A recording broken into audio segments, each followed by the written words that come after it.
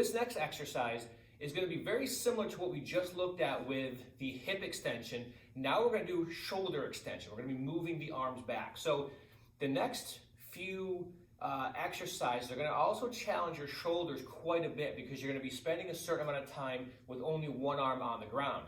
So this is where if you have any shoulder difficulty, pain or problems, doing these from an inclined position might make more sense for you. But let's go over the setup, which again is very similar. We're going to get into our push-up position first. So we're going to go quadruped, hands and knees, kind of screw the shoulders into the ground, move into the push-up position. Now, when we start moving the arms, you're going to want to bring your feet a little bit wider than your hips, okay? So what I'm going to do is I'm going to put most of the weight on my left arm, squeeze my right shoulder, bring the arm back. Now, I got to shift my weight onto my right arm to move the left arm. I'll show you what that looks like for going in this direction. Okay, get into your good position. Okay, screw the hands into the ground, feet wide, squeeze the shoulder, back down. Again, focus on squeezing the shoulder, not just swinging the arm back. The goal is if you get your arm right alongside your body, that's plenty.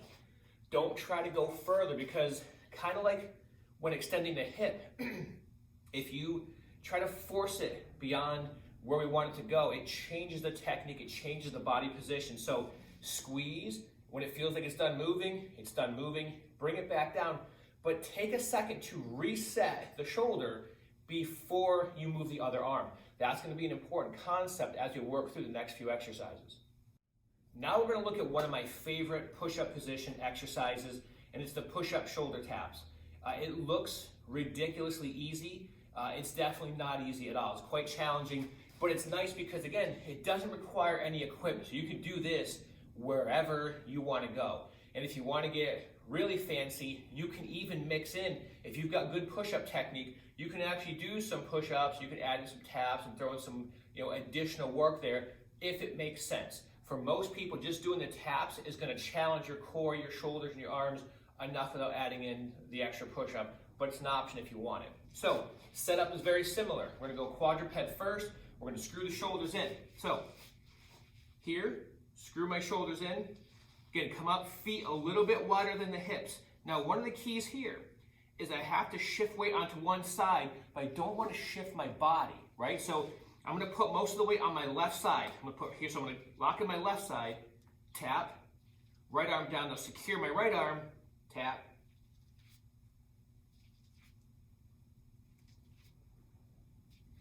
Again, the goal here is not speed. If you're kind of going really fast, you're going to end up shifting and moving. You're not going to allow the shoulder to reset, so be deliberate, right? So take the time to reset the arm that's on the ground. So when this one is here and I come back, I need to take a second, reset here. So it doesn't take long, but give yourself that chance to reset before you come across to do your next tap.